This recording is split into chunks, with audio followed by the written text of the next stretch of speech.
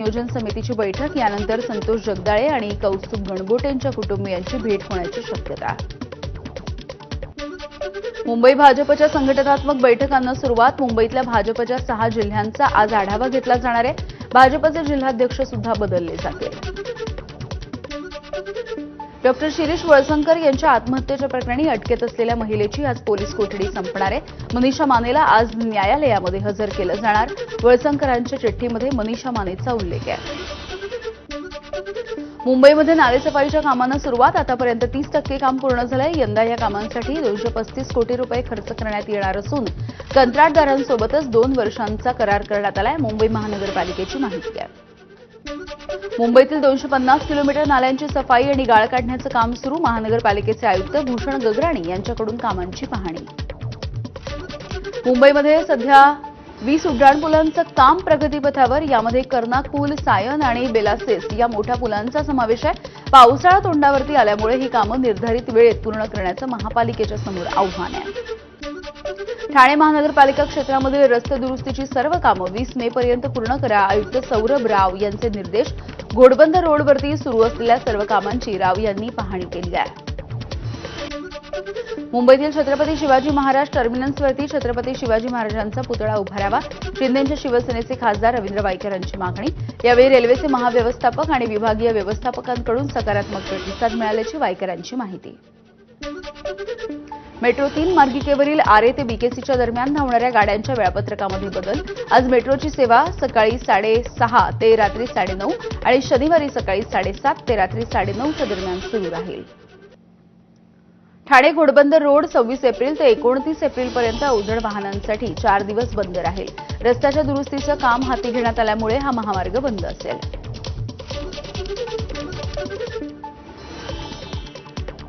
मुंबईमधील 125 वर्ष जुन्या अशा एल्फिस्टन पुलाचं सध्या बांधकाम केलं जात आहे आणि त्यामुळे आज वाहतुकीसाठी हा पूल बंद केला जाणार आहे.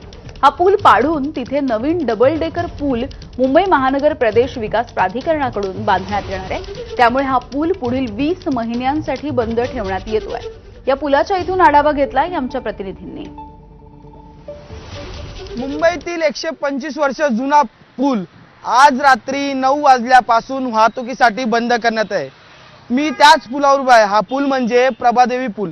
125 वर्षांपासून वरळी आणि एकंदरीत वडाळा, परळ, दादरच्या भागाला जोडणारा हा पूल जो आहे तो आज रात्री 9 वाजल्यापासून बंद होणार आहे. खरं तर उन्नत मार्गाअंतर्गत जो आहे तो ह्या पुलावरून नवीन पूल जो आहे तो बांधण्यात येत आहे. म्हणजेच शिवडी वरळी जो कनेक्टर बनवण्यात येत आहे त्या पार्श्वभूमीवर जे आहे ते या पुलाचा आजपासून जे आहे ते बंद करून पाडकाम सुरू होणार आहे आणि पुढील 10 जुलैपर्यंत जे आहे ते पुलाचं पाडकाम सुरू राहणार आहे. याचा पर्यायी मार्ग म्हणून MMRDA कडून 20 महिन्यात म्हणजे येत्या 2 वर्षात डबल डेकर पूल जो आहे तो मुंबईकरांसाठी बांधण्याचं आश्वासन जे ते MMRDA ने दिलेले. वाहतूक प्रशासनाकडून पर्यायी मार्गाचा वापर करण्याचं आव्हान मुंबईकरांना देण्यात आलेलं आहे. त्यामुळे एकीकडे दादरचा जो टिळक ब्रिज आहे तो पर्यायी मार्ग म्हणून वापरावा किंवा मग चिंचपोकळीचा मार्ग सुद्धा वापरण्यात यावा असं आवाहन वाहतूक प्रशासनाकडून करण्यात आलेलं आहे. त्यासोबतच करी रोडचा पूलही काही वेळासाठी दररोज जो आहे तो सुरू करण्यात येणार. त्यामुळे आता मुंबईकरांची आधीच जी आहे ती वाहतूक कोंडीने त्रासलेला मुंबईकर आणि त्याच्यानंतर मुंबईकरांसाठीचा एक महत्त्वाचा पूल पुढील 2 वर्षासाठी बंद होणार आहे. त्यामुळे मुंबईकर याचा सामना कसा करणार हे पाहणं औत्सुक्याचं ठरणार आहे. व्हिडिओ जर्नलिस्ट प्रशांत मानेसह मी अजय माने, ABP माझा, मुंबई. आणि यानंतर पुन्हा एकदा बातम्यांचा वेगवान आढावा.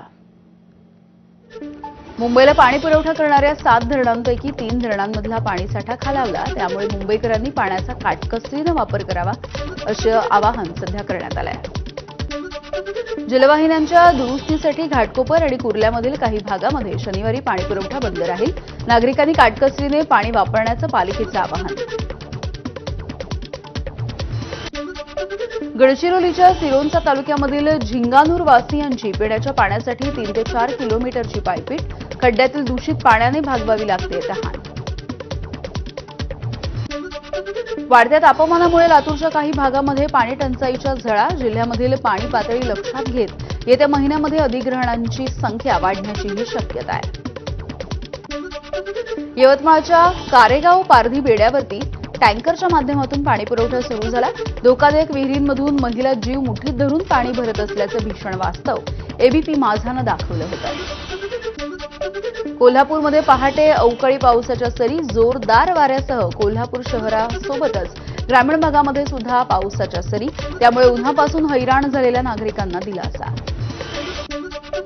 एप्रिल महिन्याच्या अखेरपर्यंत मुंबईकरांना दमट आणि उष्ण वातावरणापासून दिलासा मिळणार आहे, हवामान विभागाचा अंदाज आहे. मुंबईतील कमाल तापमान सध्या 31 ते 33 अंश सेल्सिअसच्या दरम्यान आहे. गडचिरोली जिल्ह्याचं तापमान 44.6 अंशांवर तब्बल 3 दशकांच्या नंतर गडचिरोली जिल्ह्यामध्ये दुसऱ्यांदा सर्वाधिक तापमानाची नोंद झाली आहे. वाशीमध्ये 44 अंश तापमानाची नोंद, मालेगाव तालुक्यामधल्या डोंगरकिन्हीमध्ये उच्चांकी तापमान.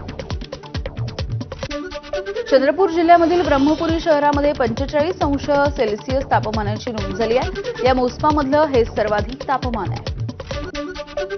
वाढत्या तापमानामुळे ताडोबा अंधारी व्याघ्र प्रकल्पातील दुपारच्या सत्रामधल्या सफारीच्या वेळेमध्ये बदल. रोज दुपारी 3 ते संध्याकाळी 7 या वेळेमध्ये ही सफारी घेतली जाईल.